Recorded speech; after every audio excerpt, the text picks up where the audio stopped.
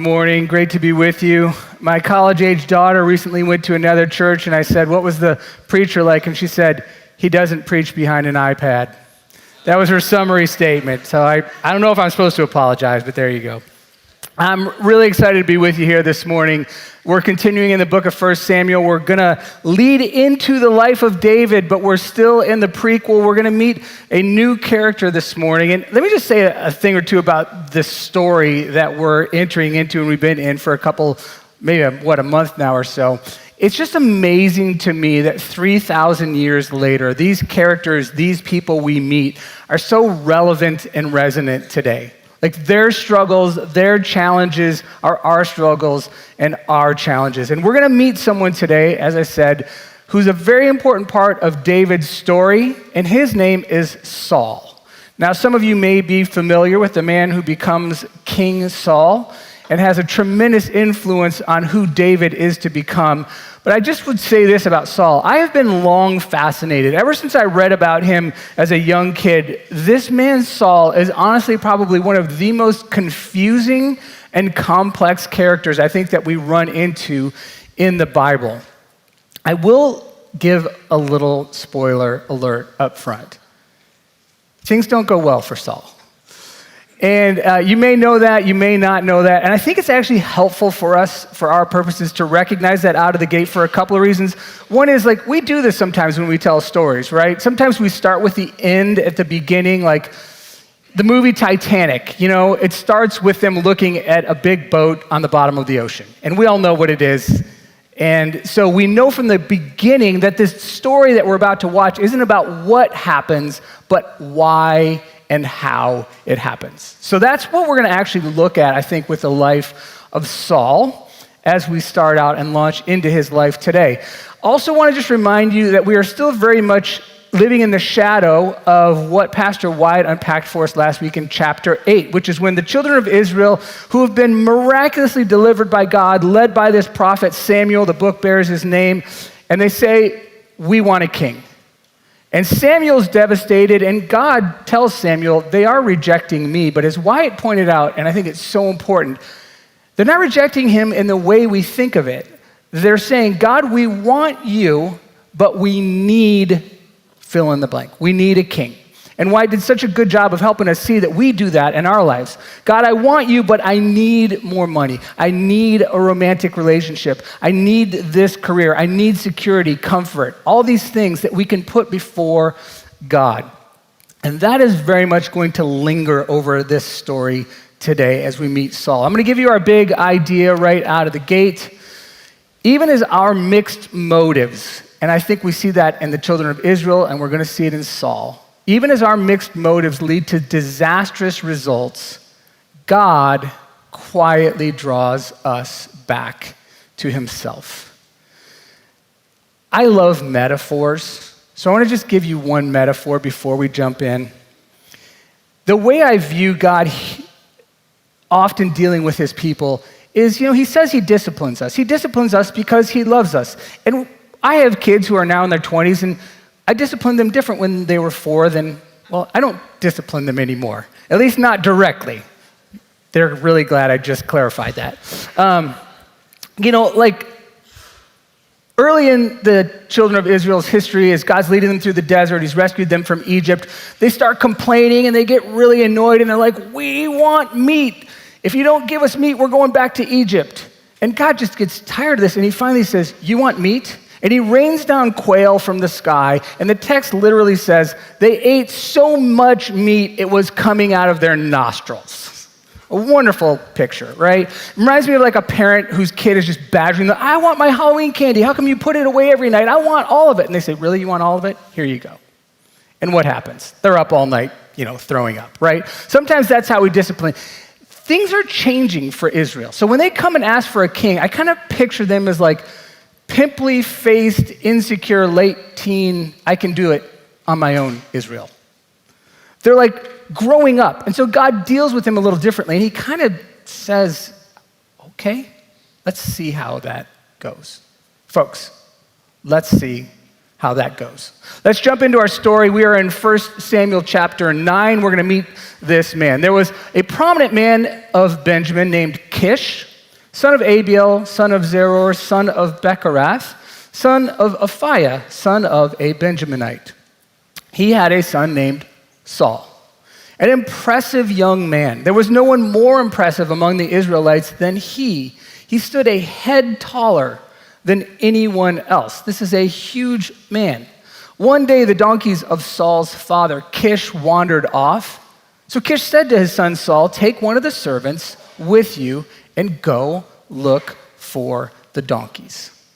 Now, I have to say, I like him already.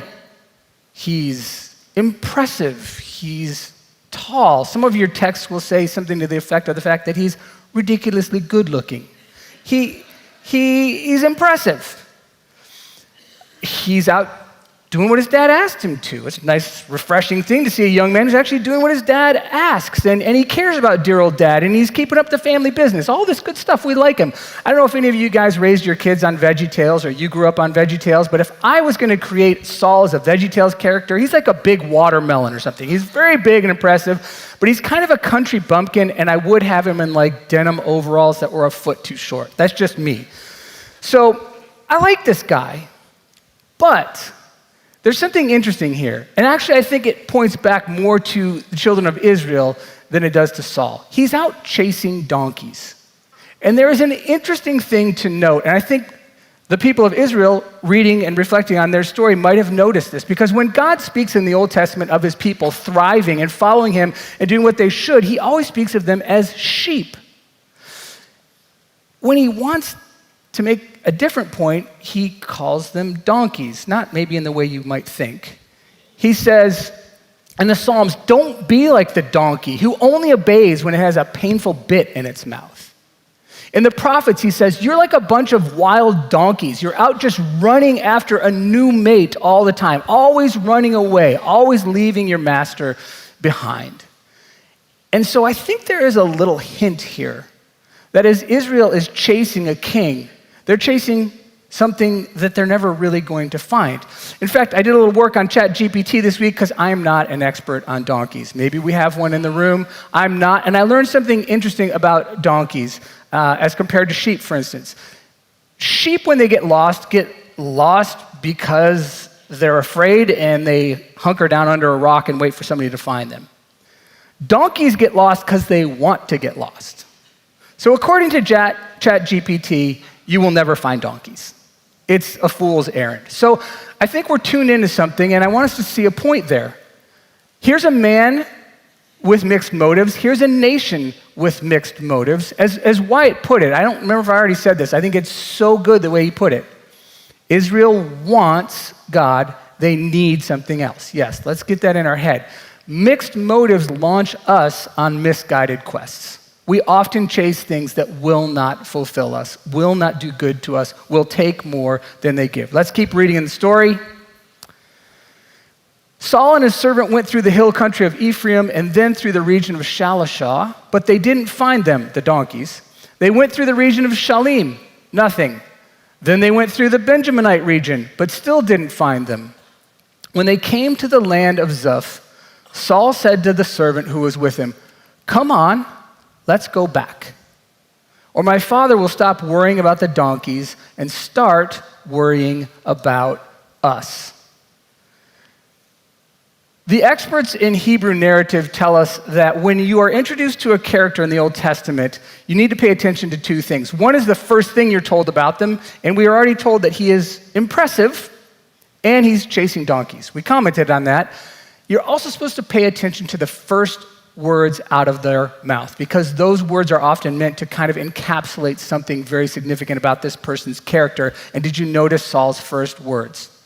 "Come on, let's go home. Let's go back. Let's quit." Now, they are immediately followed up with something much more endearing. He says, "I'm worried about Dad. Dad's going to be worried about us. I care what Dad's feeling." And I just want to suggest to you that I actually think we're meant to see kind of a contrast here. Because this thing with Saul, pay attention next week. It's going to show up right out of the gate. He is a man who has a very difficult time finishing a task. He is a man who is very inconsistent. He is a man who doesn't fully follow through on what God asks him or Samuel asks him to do. But he also cares a lot about what people think, and that's a very good quality in a lot of ways. And also, if you're a pleaser like me, can get you into a lot of trouble. So I want to suggest that we're also seeing this man with mixed motives, and something else we might say about mixed motives is that they make us messy people. When our motives are mixed, when, for instance, we want God but need something else, we become very messy people. Now, I will quickly qualify that by saying we all are messy people, and we all have mixed motives. Some of you are saying, why are you being so harsh on poor Saul? We're just getting to know him. But I think we're supposed to see some very important things in this story. I think it's fascinating that in the Old Testament, all of the other kings that are named are either named as a wicked king or a good king. Saul's never named as one or the other. He is a very, very confusing character. And I also think we live in an age where we don't like messy characters or complex characters, especially when it comes to other people. Because if I'm talking about that guy who disagrees with me politically or theologically, or my neighbor that I don't like, or whatever the case might be, it's just easier not to think of them as complex with stories and histories and all kinds of things going on in their lives. They're just dumb. Sorry, I don't mean that. I'm just saying that's how we think, right? We're reading a book as a staff right now, fascinating book. It's by the New York Times columnist David Brooks, not to be confused with the great David Brooks, who is my dad. But David Brooks has written a wonderful book I would recommend to you. We're enjoying it as a staff, and he talks about some of the things that get in the way of us knowing and seeing other people clearly. And one of the things he talks about is viewing people with the lesser minds mentality. And here's how it works. We're in our heads all day, right? So we know that our thoughts are complex, and we know all kinds of factors and different things come to play when we make our decisions, but maybe not so much with other people. So the University of Chicago did a little experiment on this in their business department. They asked for many years all of their business majors, why are you going into this major? Why are you going into business?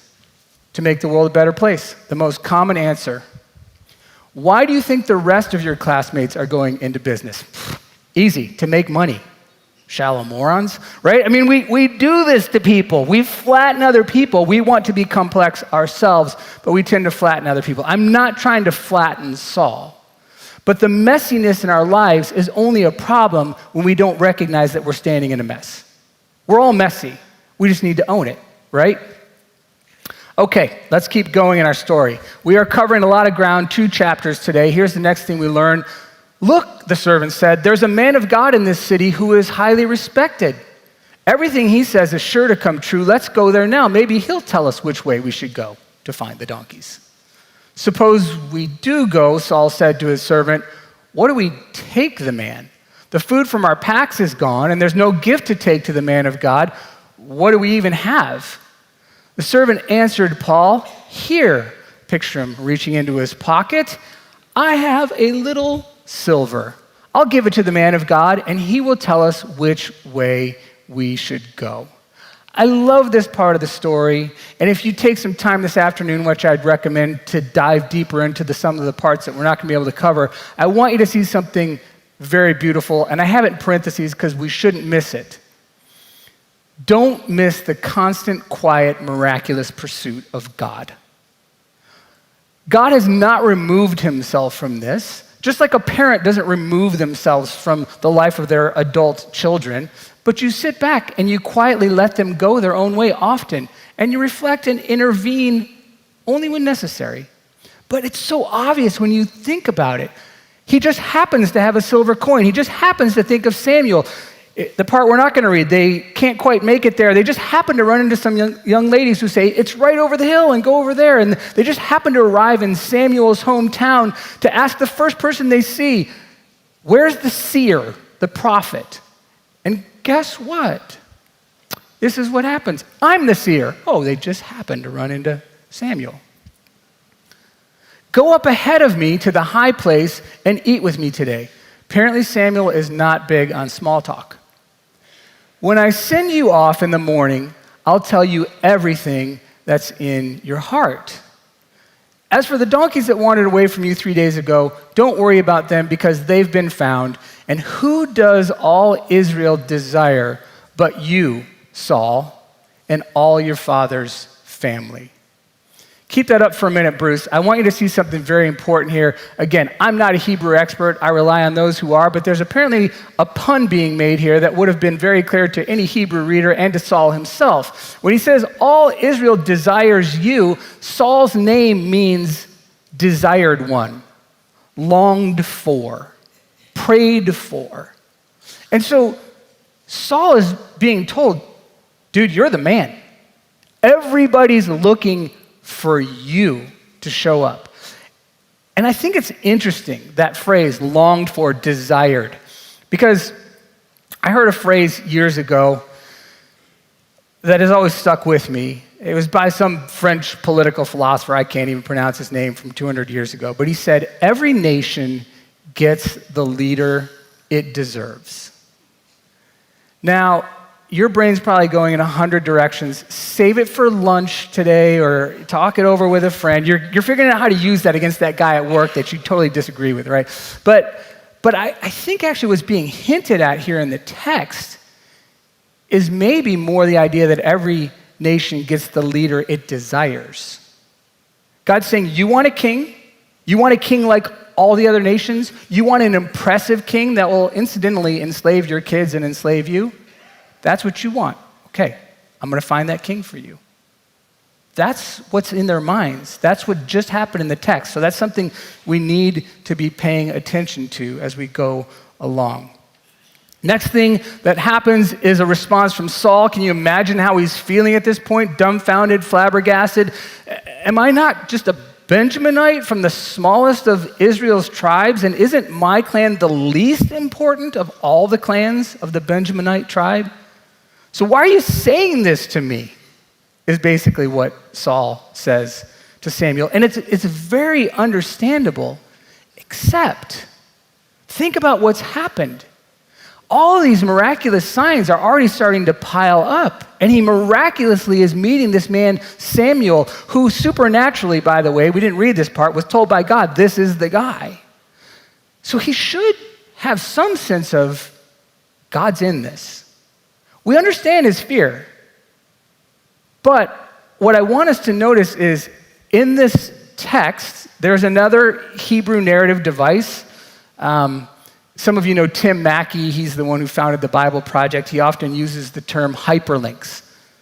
It's a link or a connection to another part of the story of the children of Israel, of God's story that we looked at a few years ago with the Bible Project.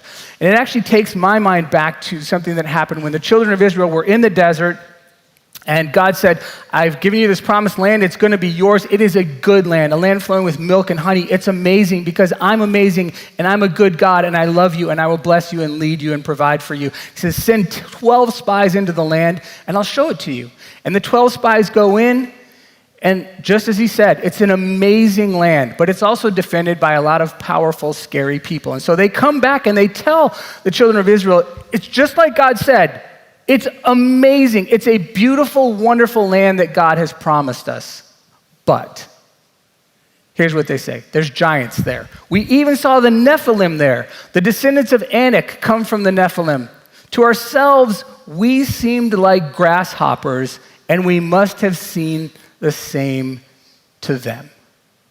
God's miraculously delivered them from Egypt, provided food for them in the desert, water, given them a leader, all these things, and yet they still doubt him.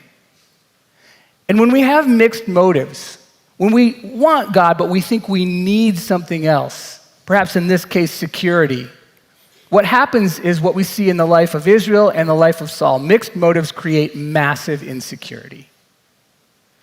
These things on my face right now that allow me to see you are called progressive glasses, which are way better than bifocals because when you have a line in the middle of your glasses, what you scream to every person you meet is, hi, I'm Steve and I'm old. With the progressives, I have to tell you I'm old, so I just did. And the way they work is I can't see very well far off, so I look through the top of the glasses, and I can't see that great when I'm reading up close, so I look through the bottom of the glasses, but there's this weird transition in the middle that's kind of blurry. And when you're looking at certain things, if you look through that middle section, everything just gets completely blurred out. And that's what's happening with Israel, and that's what's happening with Saul, because they're torn, or he's torn, between seeing himself the way God sees him, recognizing what God's doing in his life and trying to bring out in him by his grace, and how he sees himself. Have you ever been there? I think a lot of us end up there. And therefore, he doesn't see well. It's fascinating. If you read the next part of Numbers, they go from being completely cowed and insecure to going, okay, God, we get it now. We're going to race off and take off the next nation that shows up. They don't take the time to repent. They don't take the time to diagnose what they did wrong, and it doesn't go well. Mixed motives, disastrous results. Moving on in our text with Saul, finally it happens. We're in chapter 10, the page turns, things are going to start looking bright here because Samuel makes it official. He took the flask of oil, which is how kings were anointed in those days. He poured it out on Saul's head. He kissed him, and he said, "Hasn't the Lord anointed you, Saul, ruler over his inheritance?" I just want to pause for a minute and help you see something that's so beautiful here. In the coming weeks, as we unpack the story of Saul, one of the things that's really tender to notice is that this man, Samuel, who initially didn't want a king at all, he genuinely loves Saul. Like, I picture him right here, literally taking Saul's face in his hands, seeing the fear and the terror and the insecurity, and saying, "Saul, hasn't the Lord chosen you, loved you, strengthened you, led you?" And a lot of scholars actually think that maybe for Samuel, Saul's kind of the missing son that he didn't have, because we learned about how badly Samuel's sons turned out. But it's very tender to watch, something to pay attention to. But as we unpack the rest of chapter 10, and we're going to have to do it relatively quickly, here's what we're going to see. We're going to see that mixed motives lead us to missed opportunities. And in Saul's life, we just are going to see one missed opportunity after the next.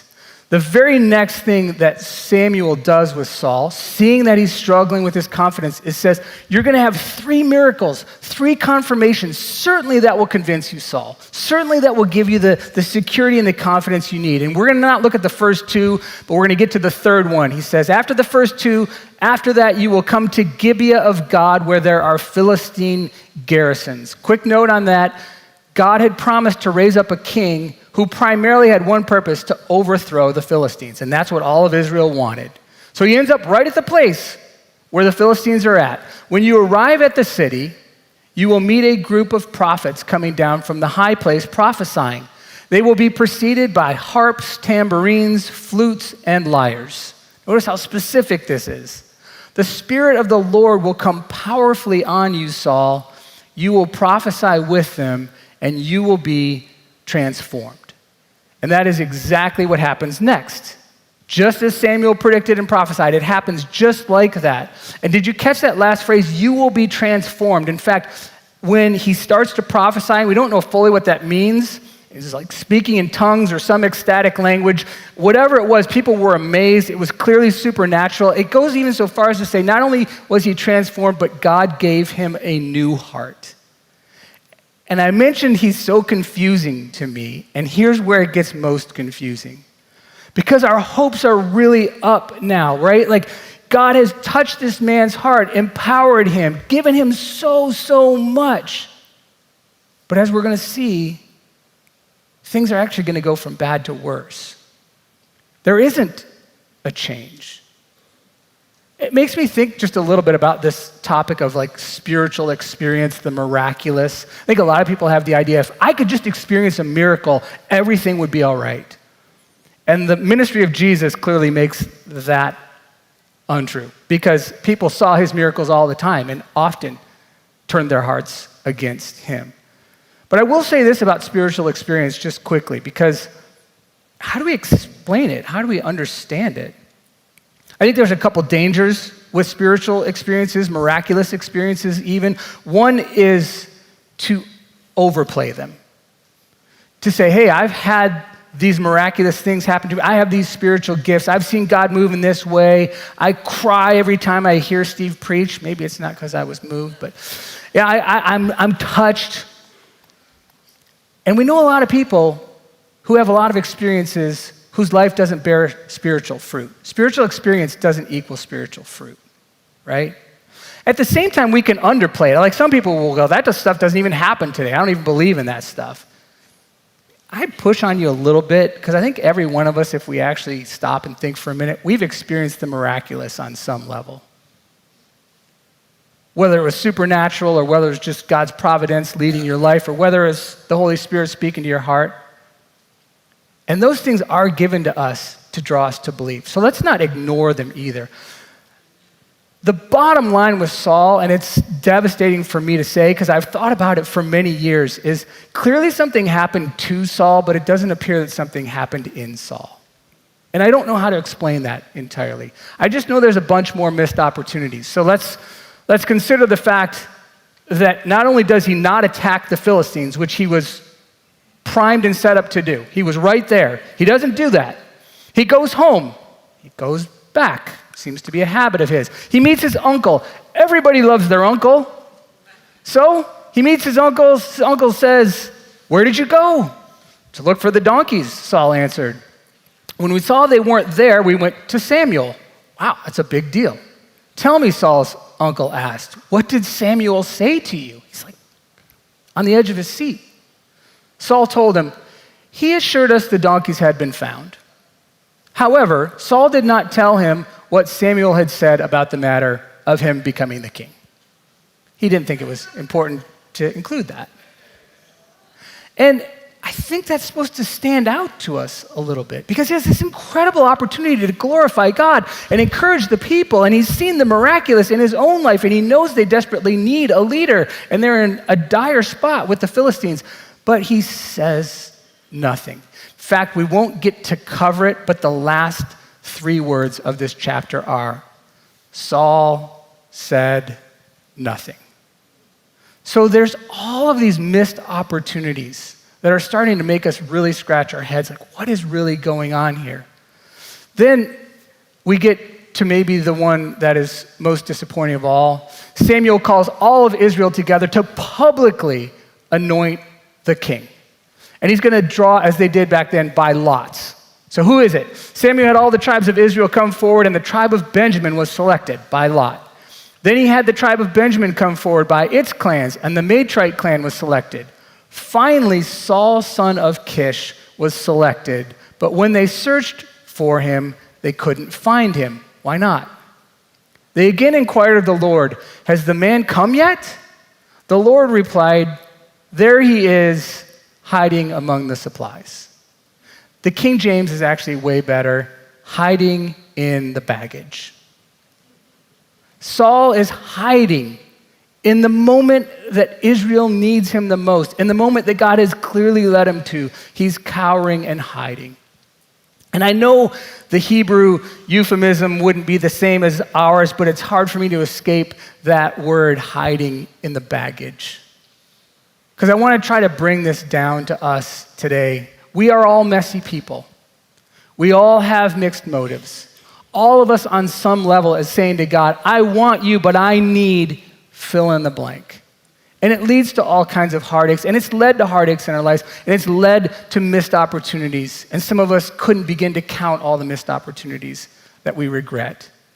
And the biggest lie you could believe today is that it's too late for you, that there isn't a God quietly pursuing you. And I think the best way to end this message is to remind ourselves that there is a king, the real king, and he's King Jesus.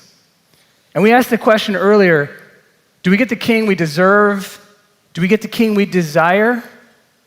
And the answer we get in Jesus is we actually get the king who took what we deserve. We actually get the king who came and found us while we were out chasing donkeys. We get the king who pursues us and laid down his life for us and draws us back to a reconciled, real, satisfying relationship with the God who loves us and the God who made us. So if that's you today, whether it's a small way or whether you've been running for your whole life, Jesus is here, his Spirit is here, he's drawing and calling us to himself. Can we take a moment and just respond and welcome him and return to the Father who loves us? Heavenly Father, we're just blown away. We're not here to throw stones at Saul. I see so much of myself in Saul. We are here to remember that there is the King who took everything we deserve, the King that we truly desire in Jesus, who came to us, who died for us, and who calls us this very moment, no matter how many missed opportunities we've had. And so, Jesus, would you speak to each one of us? Would you show us the ways we've said, I want you, but I need this? Would you remind us that the Father waits patiently and longingly for us because of everything you've done? And would you move our hearts to follow you? In your precious name we pray, amen.